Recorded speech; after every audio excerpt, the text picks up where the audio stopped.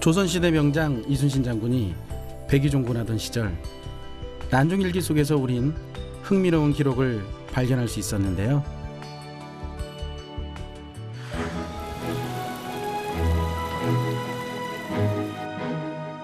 이순신 장군이 드셨다는 연포탕, 이 요리 속에 숨겨진 뜻밖의 진실이 이번 여정의 출발점이 됐습니다.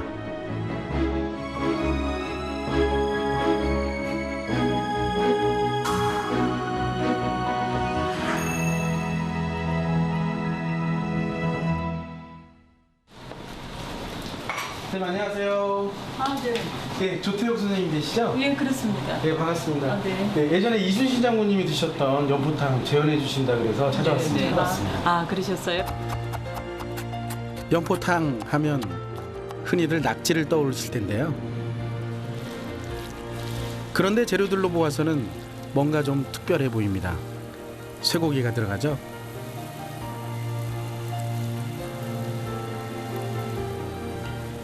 하지만 연포탕의 주재료는 따로 있습니다.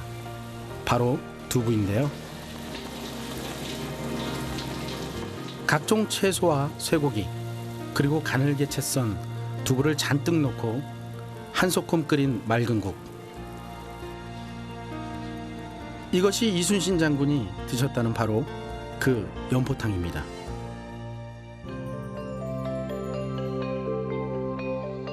조선시대 가정생활서에서도 연포탕은 두부국으로 기록되고 있는데요.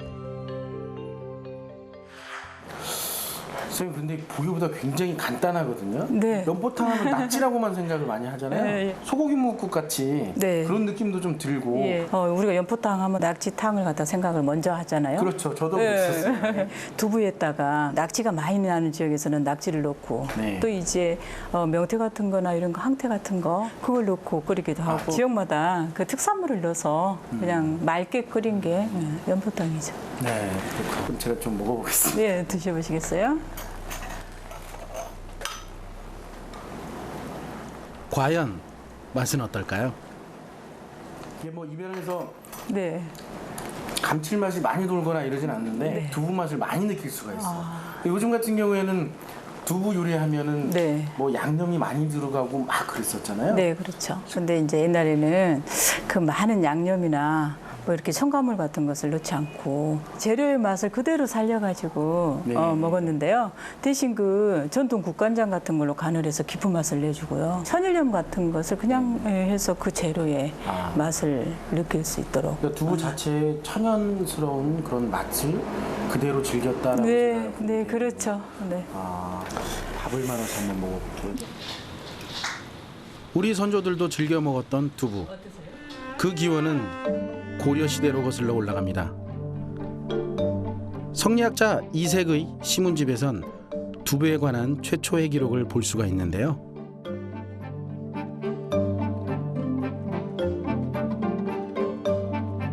조선 시대엔 우리나라 두부 제조 기술이 큰 발전을 이루어 명나라 황제까지 감탄을 했다고 하죠.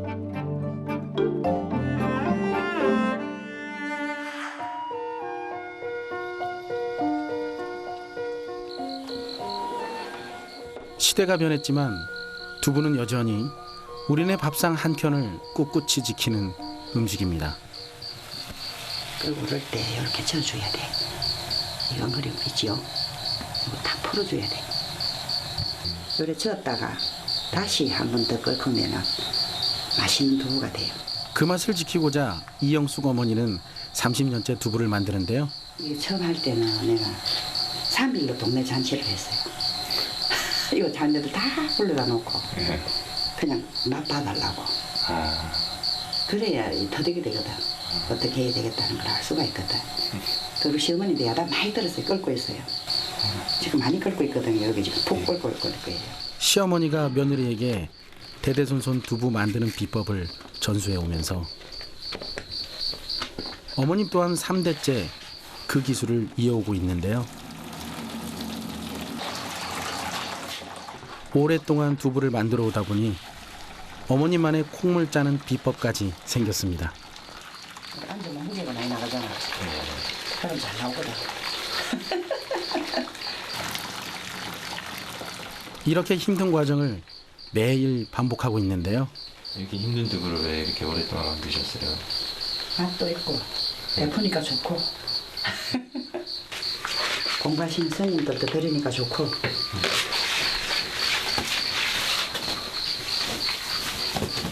스님들한테만 가시나요? 일반 사람도 드립니다. 일반 사람도 좋아하시는 분이 많아요, 두부를. 우리 두부만 딱 선호해가 잡히는 분이 몇 집 계세요. 비결이 있나요? 우주집이 제일 중요하고 간수가 중요하고 이 두부는 간수에서 맛있는 두부를 좌우를 해줘. 두부가 잘 때가 있지요.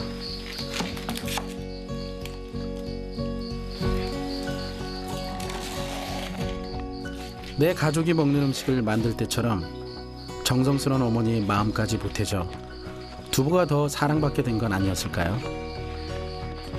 새벽부터 시작한 고단한 작업은 어느새 막바지를 향해 갑니다. 이제 다 끝났어. 네. 이제 먹는 일만 남았어. 이렇게 점점 두부가 익어가는 사이 아침도 점차 모습을 드러냅니다.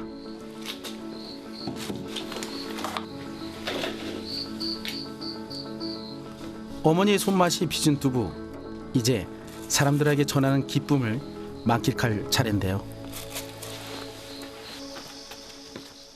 오래전부터 배달 일은 아들의 몫이었습니다. 오늘은 모자가 함께 길을 나서는데요. 그러게. 어린 나이에 자전거를 한 대 사주더라고요. 예. 시골에는 자전거 있으면 부자잖아요, 부자. 그럼요. 나는 너무 좋았는데 알고 봤더니 그게 다 두부 배달용 자전거. 아, 근데 어디로 배달을 다니시고? 그러니까 이제 암자들, 예. 암자가 그다음에 재밌는 거 한 가지는 돈을 다 안 갖다 준다는 거. 아드님이 어. 배달은 잘 하시는데 조금씩 내가 먹고 준다는 거. 배달값을 받아야지. 재밌어요. 가슴이 들고 들어가요. 여름 계곡에.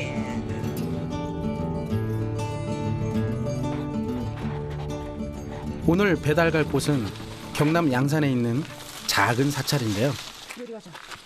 시어머니의 시어머니 때부터 이곳에 배달을 해왔으니 그 역사가 꽤나 깊습니다. 하지만 민가에서보다 먼저 두부를 만든 곳은 사찰이었는데요. 많지는 않지만 지금도 곳곳에 두부를 만드는 사찰이 남아 있습니다. 그중 한 곳을 찾아 전남 장성의 깊은 산속으로 향했는데요. 도착한 곳은 백양사에 딸린 작은 사찰 천진암. 이곳에서 두부는 부처님께 공양되는 귀한 음식입니다. 그렇다면 사찰의 두부는 과연 어떻게 만들어 왔을까? 40년 넘게 두부를 만드셨다는 정관 스님에게 한 수 배워보기로 했습니다. 콩은 두부 만들기 전 12시간 정도 불려야 12시간이요? 제일 고소한 맛을 일으키고 너무 오래 하면은 콩이 문내가 나요. 그래서 12시간 정도만 불려가지고 한번 맷돌에다 갈아보자고요. 네. 그러면요. 힘이 굉장히 많이 들어가는데. 이렇게 꼭 건드려줘야 돼. 조금씩 눌러주고. 난생 처음 맷돌을 돌려본 저로서는 콩을 가는 일이 쉽지만은 않은데요. 굉장히 쉬운 줄 알았는데 이게 와. 앉아서 가면 힘드니까 예. 이 허리축을 돌려가면서 이렇게 돌려서 일로 갈 때 일로 오고 이렇게 해서 이제 돌아옵니다. 예.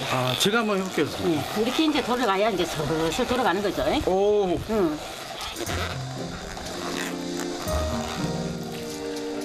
이 땀과 인내가 결국은 두부 맛을 결정짓는 것이겠죠.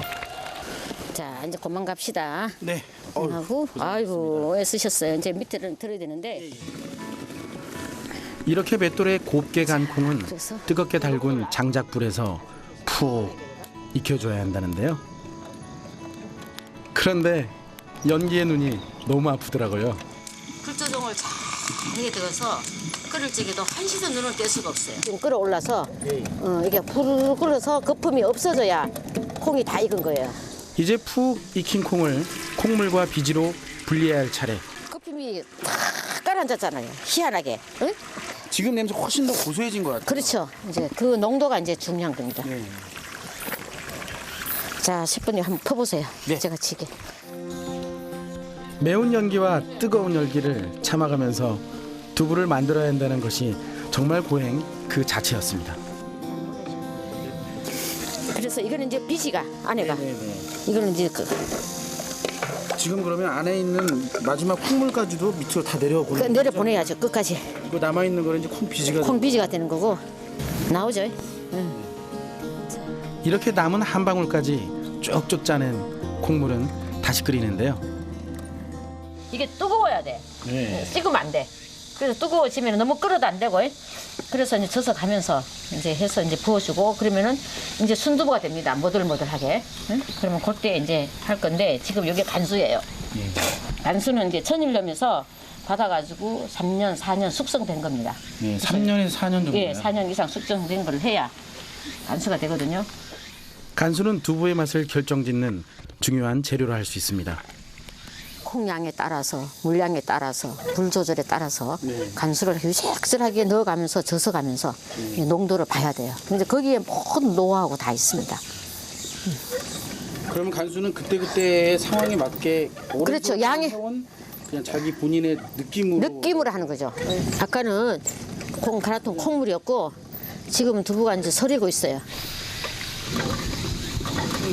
두부를 집 앞에 손쉽게 마트에 가서 사서 쓰다 보니까 굉장히 이걸 좀 쉽게 생각을 했거든요. 그런데 그 제주 공정부터 시작해서 연기가 나면서 눈물이 나고 또 간수를 맞춰야 되는데 그건 느낌으로 해야 되며 정말 오랜 세월 동안 어떻게 그 본인의 어떤 깨달음을 얻지 못하면 절대로 순수 그냥 간단한 레시피를 가지고는 될 수 없는 그런 정성스러운 음식이 두부인 것 같습니다. 됐어. 콩물이 말랑말랑한 두부로 변해가던 중 스님이 설익은 두부를 따로 퍼내는데요.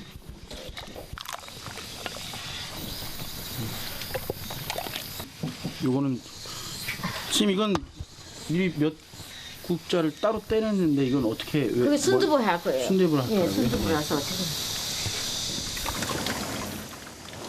나머지는 사각틀로 직행입니다. 지금 두부는 이제 이쪽에 넣고 이제 굳히면 되고 순두부는 이제 폈잖아요. 예, 이래갖고 푼 이제 다음에? 순두부 이제 먹을 겁니다. 간장해서. 간장해서 이제 판을 해가지고 이제 꾸쳐야 되거든요. 네. 여보자기로 이렇게 싹 덮으셔. 자, 이게 두부판입니다. 아주 옛날 두부판. 네, 이쪽으로 해서 응. 두부가 구멍이 딱 나고 두부를 사오면은 나오고 네, 네. 사각 졌잖아요. 그렇죠. 예, 그래서 두부를 이제 눌러야 돼 이렇게. 응? 한 3시간 정도로 이걸 꾸쳐야 돼 두부를. 그 사찰 음식 이러면 이제 두부 요리를 빼놓을 수 없잖아요. 네. 더군다나 우리는 다 야채잖아요. 네. 채소 음식이기 때문에 거기에서 단백질이 부족합니다. 네. 그래서 이제 콩으로 두부를 만들기를 절에서는 아주 전통 방식으로 하고 있습니다. 조선시대엔 아예 조포사로 지정될 정도니 사찰의 두부 제조 기술이 얼마나 뛰어났는지 짐작할 수 있겠죠. 오늘 보여줄 사찰 음식 몇 가지에 대해서 좀 설명을 간단하게 좀 부탁드리겠습니다. 그 잊혀지는 음식이 사찰 음식 몇 가지가 있습니다. 아주 오래전부터 스님들이 즐겨 드셨던 사찰의 두부 음식 과연 어떤 것들일까요? 두부를 이렇게 손으로 많이 으깨요. 이게 소금하고 집간장하고 그거를 배합을 맞춰서 간간하고 짭짤하게 그걸 많이 치대서 그거를 단지에 넣어놓고 한 21일 정도 지나면 바로도 먹을 수 있어요. 그렇지만 그걸 6개월 동안 숙성을 시키고 그러면은 콩으로서 두부를 우리는 발효시킨다. 이렇게 해서 두부장이라고 합니다. 스님들은 거의 아침에 수행하실 때는 죽을 드시거든요. 그럼 거기에 죽 반찬으로 두부장이 나갔습니다.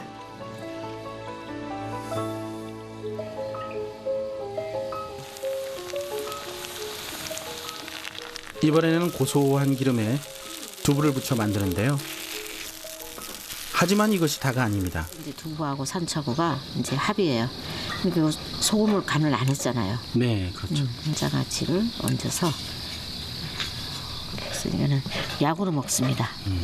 우리 몸속에 들어가면은 해충을 없애줘요. 그래서 이제 우리는 이거를 이제 해충제 대신에 먹고 열매가 네. 안 익은 거는 맛이 없어요.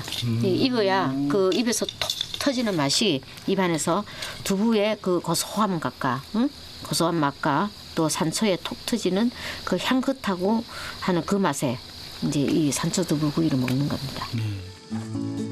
때문에 산초 두부구이는 스님들에게 가장 인기가 좋습니다.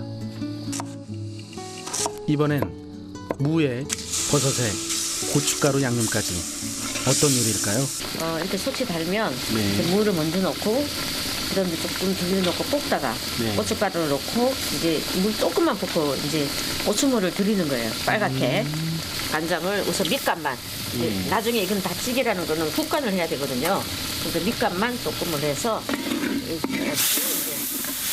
물을 붓고 좀 익힙니다. 한 숟가락 넣으십니다. 네. 볶은 깨소금, 참깨 반, 소금 반. 그래서 여기 간이 있기 때문에 밑에 간을 조금 덜하는 거예요.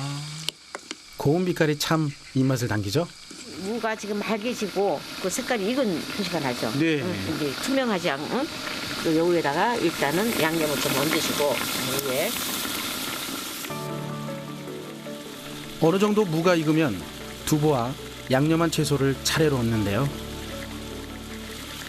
무를 처음부터 익혀서 그 위에 이제 양념을 한 번 하는 거는 무에 양념이 배라는 겁니다. 무에 양념이 배고 그다음 이제 두부를 얹어서 그다음 그 위에 양념을 얹어가지고 물을 한 번 빵 돌려서 그 물이 끓으면서 찜으로 그 수증기 그 무가 익은 그 찜으로 해서 두부가 처음 만들어질 때의 그 모습으로의 맛을 느끼는 것이 최고의 영양을 그려 먹는 겁니다. 정말로 그렇구나라는 느낌이.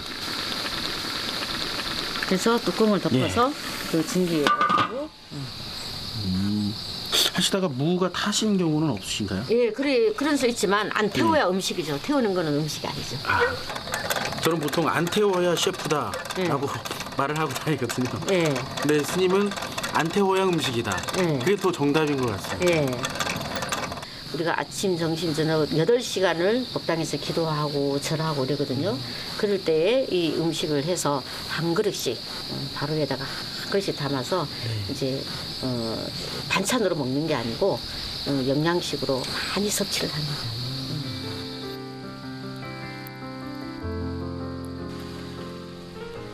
이 두부조림이 스님들의 수행 기간 중 먹는 최고의 영양식이기에 어쩌면 더 많은 시간과 정성을 들이는 건지도 모르겠습니다.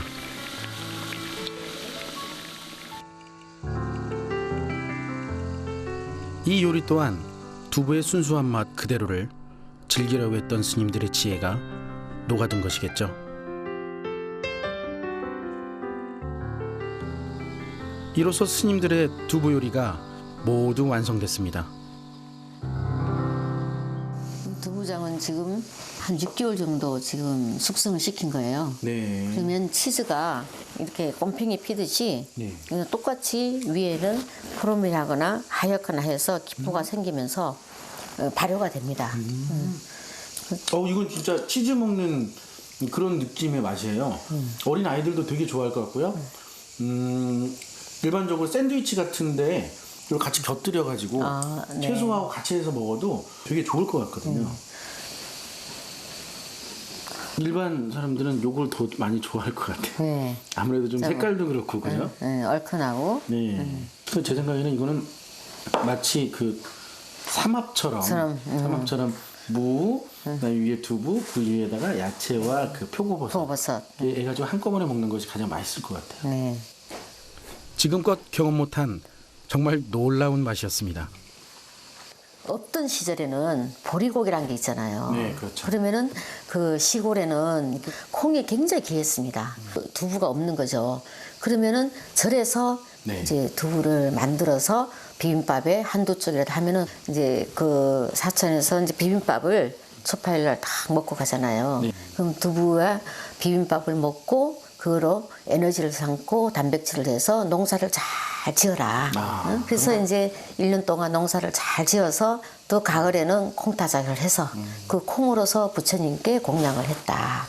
스님들이 먹고 건강하고 수행을 잘하니까 당신네들도 우리도 두부를 스님처럼 먹자 네. 구워서 그렇게 해서 많이 드신 것 같아요. 이제 서로가 상생으로. 두부 맛에 푹 빠져 있는 사이 밤도 깊어만 갑니다.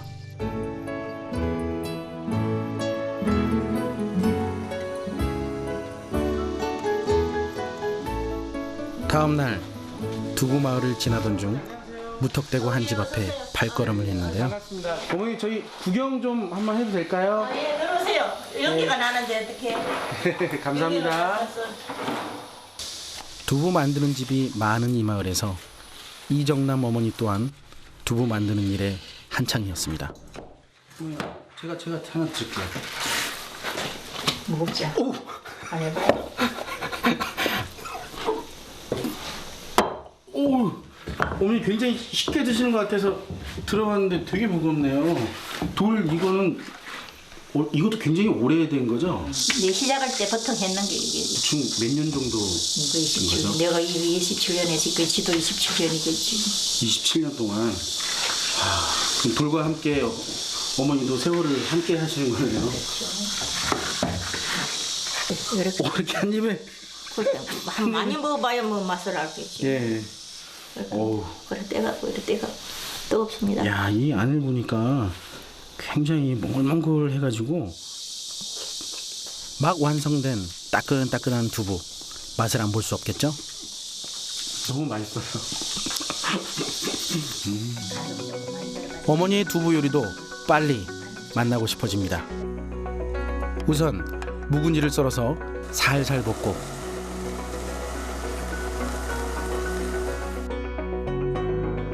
여기에 고추장으로 버무린 채소 무침을 함께 준비합니다.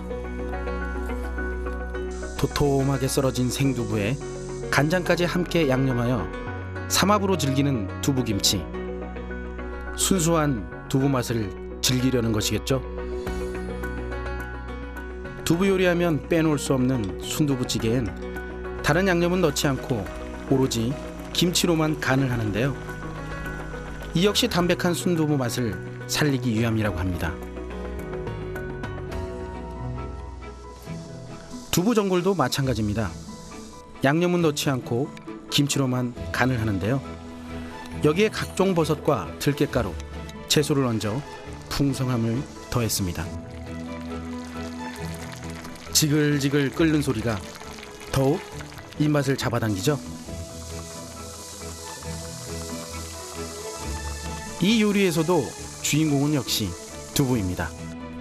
군침이 절로 도는데요. 맛깔스러운 한상이 완성됐습니다.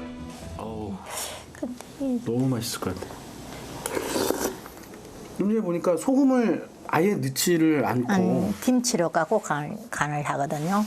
이제 들깨랑 김치랑 이제 야채 조금 들어가고.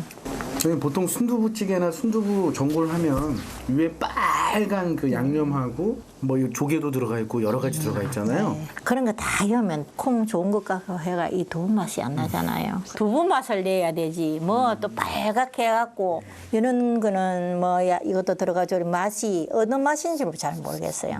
요 우리 콩카 했는 요 두부로 요대로 먹으니까네 고 향 그대로 그 맛 그대로. 여기 그냥 살아있는 것 같아서 난 좋고. 그러면 두부에 순수 그냥 정성스럽게 만든 두부에 그냥 묵은지만 넣어서 한번 먹어보겠습니다.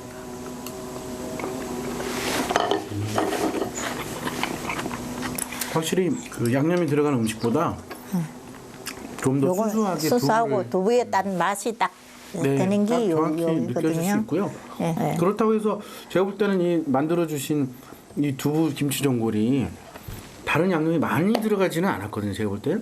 또 묵은지 자체로만 해서도 그거에 대한 또 세월의 흔적, 세월의 맛이 느껴지기 때문에 저는 뭐 이 전골, 두부 전골도 맛있다고 저는 생각을 합니다. 나는 우리 두부 이 콩을 깎고 해갖고 또 조개만 내는 것보다 두부만 두부 나는 맛이. 게 두부 맛이 나는 게 나을 것 같더라고요. 네. 맞는 말씀입니다. 결국에 다른 양념도 예. 그 순수 자체의 두부 맛을 이길 수는 없다. 어머니 제 생각에는요. 두부 맛을 순수하게 지켜오시려는 그 노력이 있었기 때문에 그 맛을 순수한 맛을 좋아하는 사람들이 이곳에 어머니의 두부 요리를 자주 즐겨 찾게 되는 것 같아요. 오늘 요리 너무 감사하고요. 또 맛있게 먹겠습니다. 오랜 세월 동안 우리 밥상에 묵직한 존재감을 발휘하는 두부. 그 참다운 매력을 이제야 좀 알 것 같습니다. 어떤 특별함보다는 두부 자체의 순수함이 예로부터 즐겨온 우리의 두부 요리인 것 같습니다. 빠르고 자극적인 음식이 익숙한 시대에 우리네 밥상 한 켠을 꼿꼿이 지켜온 두부 요리가 새삼 다르게 느껴집니다.